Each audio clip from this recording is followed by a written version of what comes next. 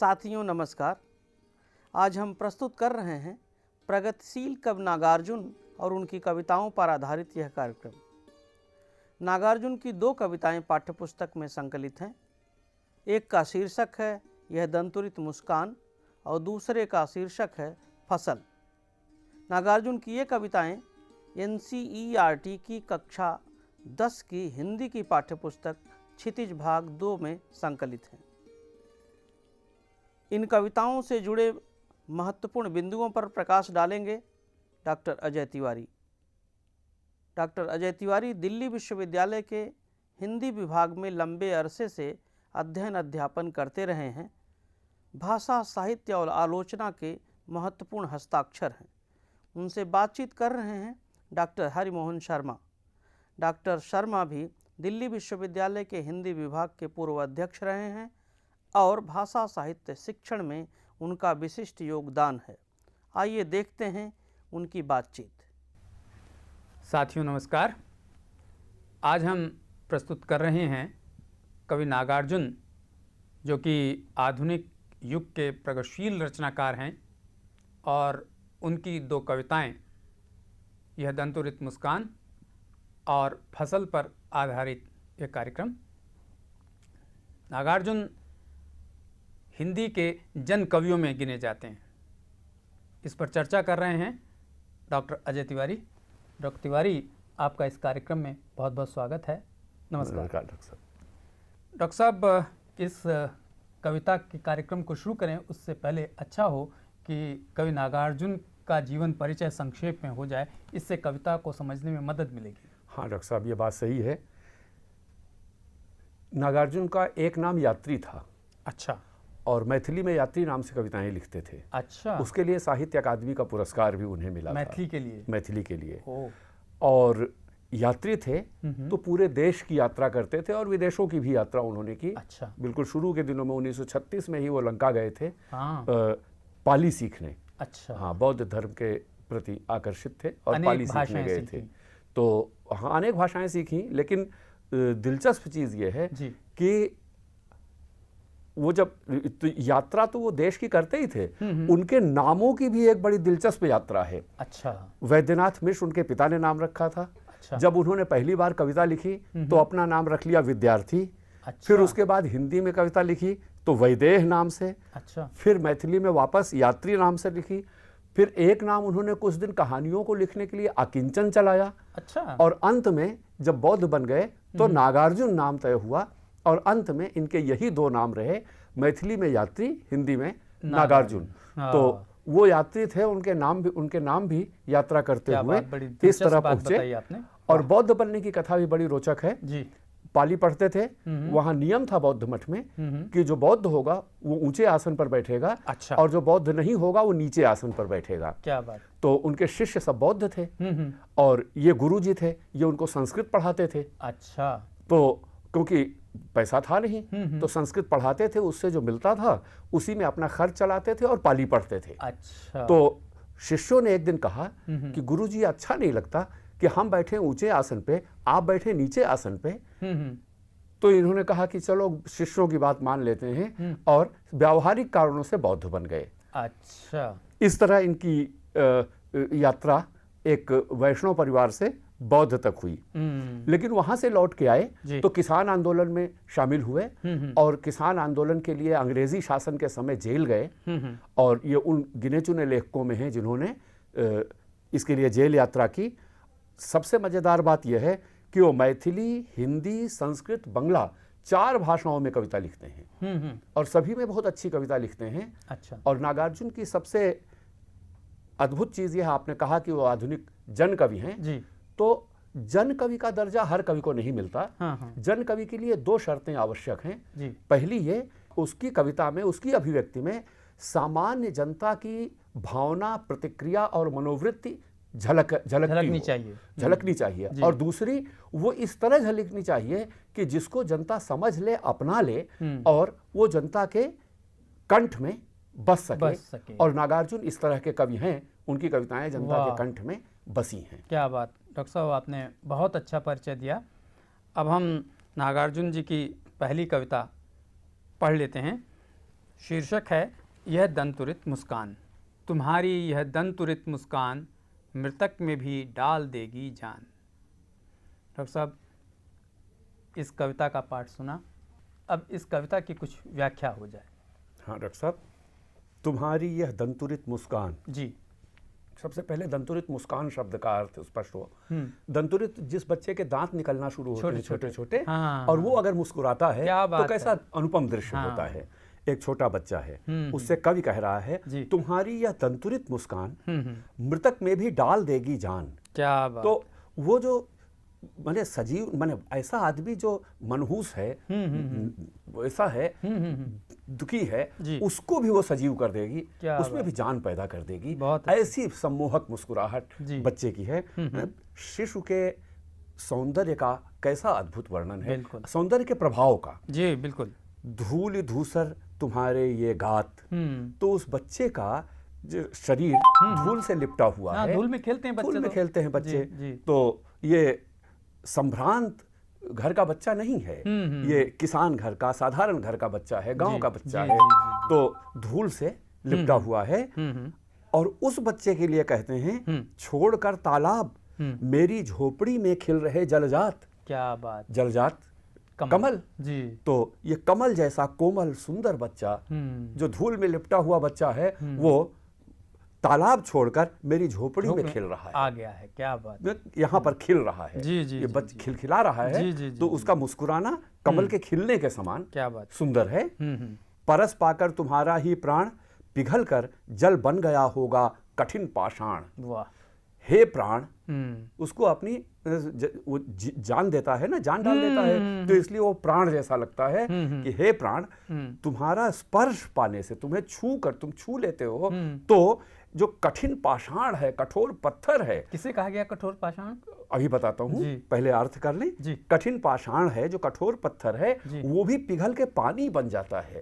अब ये कठोर पाषाण यहाँ कवि अपने लिए कहता है कि मेरे जैसा कठोर हृदय, वो तुम्हारा स्पर्श पाके पिघल जाता है, पानी बन जाता है, पिघल जाता है। मतलब पत्थर हृदय भी पिघल जाता है।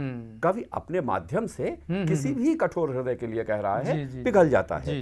लेकिन यहाँ जो पिघल के पानी बनता है, तो वो भीतर की तरलता है जो ऊपर की कठोरता से दबी हुई है, लेकिन वो तरलता फूट पड़ती है उसके स्पर्श से। ये भाव दिखाई पड़ता है, और वो कवि ही है, ये आगे की पंक्तियों में स्पष्ट हो जाता है। छू गया तुमसे कि झरने लग पड़े शेफालिका के फूल। तो छूने से पत्थर हृदय पानी बन जाता है, पिघल जाता है, और फूल बांस था कि बबूल। ये किसके लिए तो कहा गया? ये भी अपने लिए कहा गया है। अच्छा। कि मैं बांस था या बबूल था, दोनों फूल नहीं होते ना, बांस में भी और बबूल में भी। जी जी जी जी। तो बांस और बबूल जैसा मैं ठूंठ, निरर्थक, मेरे भीतर भी शेफालिका के यानी हरसिंगार के फूल लग गए, उस झरने लगे उसे देख। हाँ, हरसिंगार के फूल हर के टपकते हैं, अद्भुत सुंदर होते हैं। तो तुमको छूने से, तुमको छू लेने से शेफालिका झरने लगती है। शेफालिका यानी हरसिंगार। अच्छा। वो सुंदर सफेद सुगंध वाला फूल है, रात में रोज टपकता है। तो और किससे टपकता है ये फूल? बांस था कि बबूल। अच्छा। जिसको छुआ तुमने वो बांस था या बबूल था? अच्छा। तो ये किसके लिए कह रहे हैं? ये अपने लिए। अच्छा। क्योंकि वो परस तो बच्चे का है ना, क्योंकि आगे अभी तुरंत आ जाएगा जी। अपने लिए जी, वो। जी, जी, जी। तो मेरे जैसा कठोर हृदय पिघल जाता है, मेरे जैसा ठूंठ या निरर्थक, उसके भीतर का भी ये जो सुगंध सौंदर्य है प्रकट हो जाता है, शेफालिका। और ये शेफालिका झरना एक तरह की हंसी खिलखिलाहट है। अच्छा। तो वो प्रसन्न मन का द्योतक है। जैसे वो मन की कोमलता का द्योतक है, ये प्रसन्नता का द्योतक है। अच्छा। फूल जी। तुम मुझे पाए नहीं पहचान, देखते ही रहोगे अनिमेष, थक गए हो आंख लूं मैं फेर। अच्छा। तो तुम मुझे पाए नहीं पहचान, यहाँ स्पष्ट हो गया ना कि बांस बबूल पत्थर हृदय किसके लिए है। तो ये बच्चा जो है, उस बच्चे से कवि यानी जो मैं है कविता का वाचक कहते हैं, जिसके लिए इस कविता में जो आदमी बोलता है मैं नाम से, उसको वाचक कहा जाता है। अच्छा। तो वो वाचक कह रहा है कि तुम मुझे पहचान नहीं पाए ना। अब उस बच्चे से कोई संबंध है, जो संबंध प्रकट नहीं हो रहा है अभी तक, वो आगे प्रकट होता है। फिर कहते हैं कि पहचान नहीं पाया, और ऐसे ही टकटकी बांध के देखते रहोगे एक टक। तो आप जानते हैं बच्चों का मनोविज्ञान, वो जिसको नहीं पहचानते उसके पास तो नहीं जाते, लेकिन अगर वो उसको कुछ छेड़ता है, पुकारता है, तो उसकी तरफ एक टक देखता रहता है बच्चा। तो वो देख रहा है। अच्छा। फिर उसके बाद जब आंख हटाता है वो, तो पूछते हैं थक गए हो, आंख लूं मैं फेर, तो तुम थक गए हो देखते देखते, या मेरी वजह से मैं आंख फेर लूं क्या, तो तुम परेशान मत हो। जी जी। क्या हुआ, यदि हो सके परिचित न पहली बार, पहली बार मिला हूं तुमसे। उस बच्चे से कवि या वाचक पहली बार मिल रहा है, तो वो नहीं पहचान पाया। तो कहते लेकिन क्या हुआ अगर पहली बार नहीं पहचान पाया, ठीक है ना। अब आप एक बात देखें कि इन प्रश्नों के जरिए कवि जो संवाद कर रहा है, वो बच्चे से संवाद कर रहा है या अपने अपने मन में बच्चे से बातचीत कर रहा है, जिसको एक आलाप कहते हैं, जो भी है, लेकिन इनमें अनेक भाव व्यक्त हो रहे हैं और साथ साथ नाटकीय भंगिमा आती है। अच्छा। यानी जो हाव भाव है वो थोड़ा नाटकीयता लिए हुए ना, कई तरह के भाव आ रहे हैं। फिर इसके बाद कहता है, यदि तुम्हारी माँ न माध्यम बनी होती आज, क्या बात, मैं न सकता देख, मैं न पाता जान, तुम्हारी यह दंतुरित मुस्कान। क्या बात। अगर तुम्हारी माँ माध्यम नहीं बनी होती तो मैं इसको देख नहीं पाता, जान नहीं पाता कि कितनी सुंदर है तुम्हारी ये दंतुरित मुस्कान। ये सुख नहीं ले पाता, सुख नहीं ले पाता तुम्हारी दंतुरित मुस्कान का। अब यहाँ स्पष्ट हो जाता है कि वो उसी की संतान है और उसकी माँ इस वाचक की या कवि की पत्नी है जी। और ये एक पारिवारिक जीवन का चित्र है। क्या बात है। जिसमें अपने शिशु से लगाव के माध्यम से कवि सभी पिता माता का अपने शिशु से लगाव व्यक्त करता है। और उसके लिए उसने उस बच्चे के दंतुरित चेहरे की मुस्कान को प्रतीक बना दिया है। क्या बात है। धन्य तुम माँ भी तुम्हारी धन्य, चिर प्रवासी मैं इतर मैं अन्न। तुम धन्य हो बेटा, तुम्हारी माँ भी धन्य है जिसने तुमको जन्म दिया है। तो इस तरह कवि के मन में कितना अपने परिवार के लिए अनुराग है। फिर कहता है कि मैं तो चिर प्रवासी हूँ, प्रवासी मतलब मैं यहाँ वहाँ भटक रहा हूँ, और इसलिए मैं तुम्हारे लिए अन्य हूँ, बेगाना हूँ, अच्छा, पराया हूँ। तो मैं तो चिर प्रवासी हूँ, इसलिए मैं इधर उधर हूँ और मैं तुम्हारे लिए बेगाना हूँ। इस अतिथि से प्रिय तुम्हारा क्या रहा संपर्क। ये अतिथि किसे कहा? अपने ही को। अच्छा। क्योंकि जो था ही नहीं, इतने दिन अचानक आया है।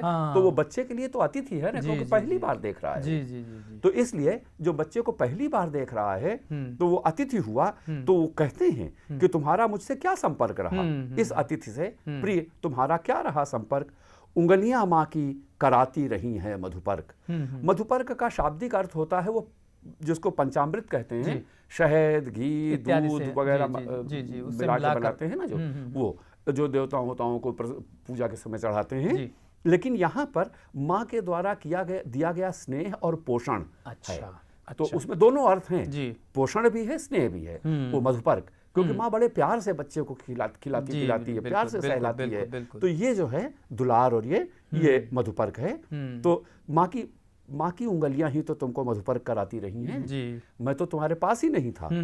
देखते तुम इधर कनखी मार, और होती जबकि आंखें चार। क्या बात। तब तुम्हारी दंतुरित मुस्कान मुझे लगती बड़ी ही छविमान। अब आप यहाँ देखें कि पहले जो बच्चा कुछ देर अनिमेष देख रहा था और फिर उसने आंख फेर ली थी, जिसको कहा थक गए तुम, यहाँ अब वो कनखियों से देख रहा है। धीरे धीरे परिचय बढ़ रहा है। बच्चों का मनोविज्ञान कितने सूक्ष्मता से कवि ने पकड़ा है, ये देखने की चीज है। तो वो कनखी मारकर देख रहा है, और जब आंखें चार हो जाती हैं तो वो थोड़ा सा फिर मुस्कुरा देता है, और यहाँ परिचय स्थापित हो गया है। और तब वो बच्चे की हंसी और अधिक सुंदर और अधिक छविमान लगती है। क्या बात। ये कविता देखिए वात्सल्य वर्णन की है, लेकिन ये अलग तरह का वात्सल्य वर्णन है। जी। और इसकी भिन्नता ये है कि पहले जो वात्सल्य वर्णन था उसमें कवि तटस्थ होकर वर्णन करता था, जैसे राधा कृष्ण, कृष्ण और यशोदा का वर्णन है वगैरह। यहाँ पर कवि तटस्थ नहीं है, वो वात्सल्य के प्रति वो अपने वात्सल्य का वर्णन कर रहा है। तो एक नयापन है जिसमें आधुनिक